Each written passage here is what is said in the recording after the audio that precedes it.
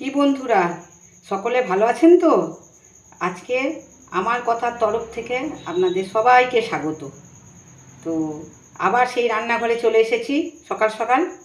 তা আজকে আমি রান্না করব ঝিঙে দিয়ে। এই দেখুন কেটে রেখেছি ঝিঙে, ডাঁটা আর আলু, আর এদিকে আছে পোস্ত, পোস্ত বাটা। তা এই পোস্তর মধ্যে আমি কিছু লঙ্কা বাটিনি, এই 4টে লঙ্কা দিয়েই আমি ফোড়নে দেবো, দিয়ে আমি রান্নাটা করব। তো এই আপনারা সবাই ভালো থাকুন আর আমার এই ছোট্ট চ্যানেল দেখতে থাকুন। দেখে একটুখানি কেমন কি হচ্ছে একটু অবশ্যই বলবেন, আমারও ভালো লাগবে। তো আমি তো রান্না শেখাচ্ছি না, আমি আমি আমার সংসারে যেরকম রান্না করি সেইগুলোই আমি এই একটু বন্ধু আপনাদের সাথে এই দেখানোর চেষ্টা করি। আমারও সময়টা কাটে আর আপনাদেরও দেখাতে পারি যে আমি কি করছি রান্না। তো ঠিক আছে, আমি যখন আবার রান্নাটা শুরু করব তখন আবার আপনাদের দেখাবো। আমি আপনাদের বললাম না যে রান্না করার সময় আবার দেখাবো। তো আমি তেলটা দিয়ে দিয়েছি কড়াইয়ে, এবার একটু পাঁচফোড়ন আর ওই যে লঙ্কাগুলো দেখালাম ওই লঙ্কা 4টে দিয়ে দিয়েছি। তাই তো হয়ে গেছে, বেশ ভালোই গরম হয়ে গেছে। তা আমি এবার আস্তে আস্তে এই ঝিঙে, আলু, ডাঁটা সবাই তেলের মধ্যে দিয়ে দেবো। একটু ভাজা ভাজা হবে, নাহলে তো আবার ঝিঙে দিয়ে তো প্রচুর জল বেরিয়ে যায়।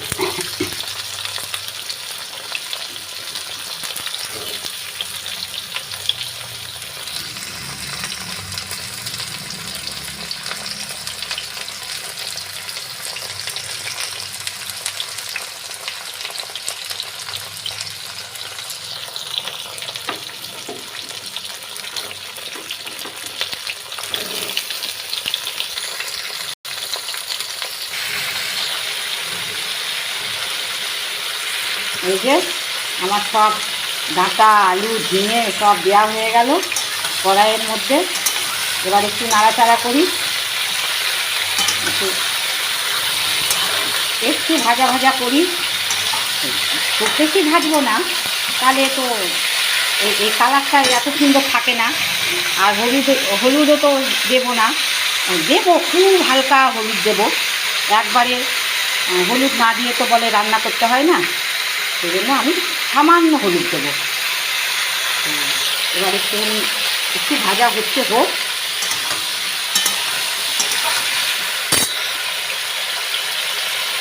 এবার একটু নুন দিয়ে দেবো, খুব বেশি ভাজবো না।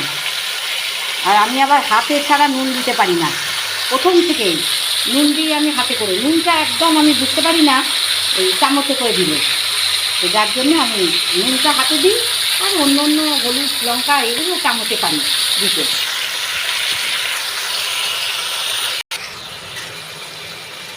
দেখুন বন্ধুরা কেমন জল বেরিয়ে গেছে, আমি একটুও জল দিইনি।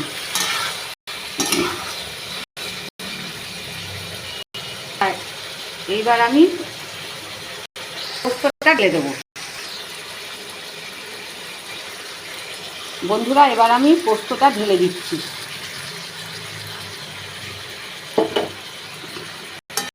একটু নাড়াচাড়া করে দিই।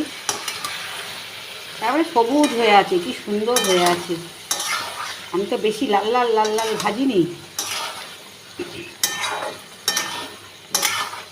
আমি আমার মতন বলি রান্না করি, মানে বাড়িতে সবাই যেরকম ভালোবাসে সেরকমভাবেই আমি রান্নাটা করি। তো আপনারাও দেখবেন করে কেমন লাগছে, এরকমভাবেই করে অনেকেই করে। তা আমি পেঁয়াজ খুব কম দিই, খুব খেতে ইচ্ছা হলো একদিন ইচ্ছা করে দিলাম, কিন্তু সব সময় নিরামিষটাই আমি রান্না করি। ঝিঙে পোস্ত, ঝিঙে আলু পোস্ত, ডাঁটা আলু পোস্ত যাই করি, তো ওইটাই চেষ্টা করি যে নিরামিষই করতে। আর নিরামিষটা খেতে বেশি টেস্ট লাগে, পোস্তটা ঠিক বোঝা যায়, পোস্তর সেন্ট। তো যাই হোক, আপনারা দেখতে থাকুন। আমি একটু নাড়াচাড়া করে এবার ঢাকা দিয়ে দেবো।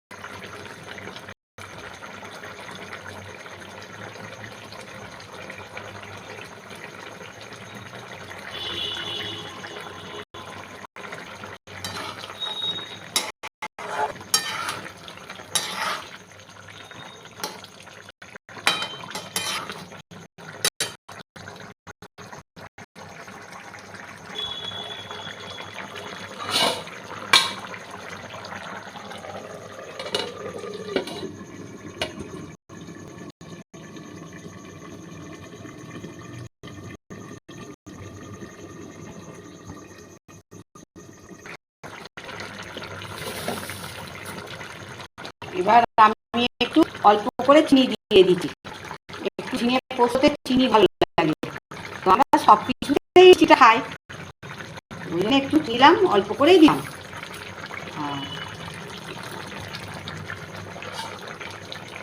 আমার পোস্ত এখন টকবক করে ফুটছে, ঝিঙে আলু ডাঁটা পোস্ত। আপনারা দেখবেন আমার এই রান্না, ভালো লাগবে, লাইক করবেন, কমেন্ট করবেন। আমি সকালবেলা যা যা রান্না করি সব তো দেখাতে পারি না, তো এই যেটা সম্ভব হয় আমি সেটুকুনিই তুলি। রান্না সারাদিন অনেক হয়, আমি পরে একদিন সব বলবো আমাদের বাড়িতে কতজনা মেম্বার আছে, কতজনা, সবাই মিলেই আমরা রান্না করি, তো সেটা আমি আবার একদিন আপনাদের সাথে গল্প করব। তো ঠিক আছে, আর একটু রান্নাটা হোক। এবার আমি ঢাকাটা একটু খুলি, রান্না হয়েই গেছে, দেখুন কি সুন্দর সুন্দর শুকিয়ে গেছে পোস্ত আমার। ঝিঙে আলু ডাঁটা পোস্ত আমার রান্না এইখানেই আমার কমপ্লিট হলো, আর বেশি কিছু করব না, আর বেশি শুকাবো না। তো যাই হোক, আপনারা সবাই ভালো থাকবেন, সুস্থ থাকবেন, আর আমার এই মাঝে মাঝে আমি যে রান্না ছাড়ছি এগুলো একটু দেখবেন। তো ঠিক আছে, আজকের মতন তাহলে এখানেই শেষ করছি, নমস্কার।